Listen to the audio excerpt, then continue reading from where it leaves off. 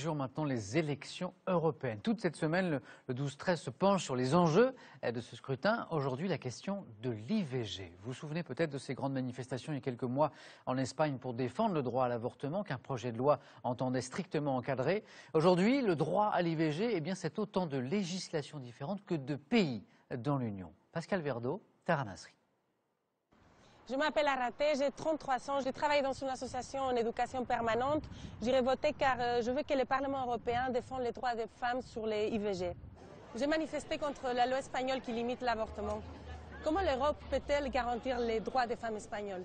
En matière d'IVG, il n'existe pas de compétences européennes.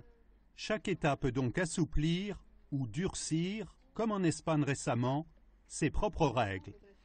Malgré de vives protestations, Madrid a donc rejoint la Pologne, le Luxembourg ou l'Irlande, où l'avortement est autorisé en cas de viol ou de mise en danger de la femme.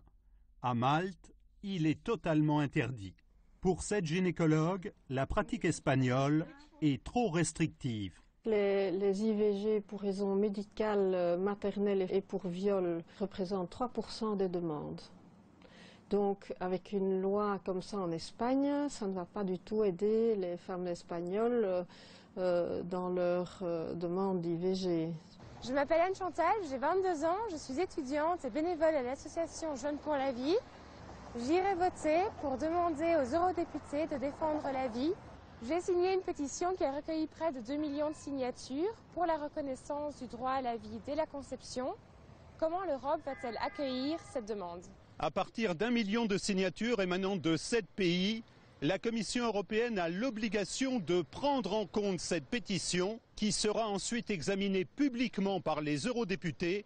En cas de feu vert, Bruxelles pourrait proposer une nouvelle loi européenne.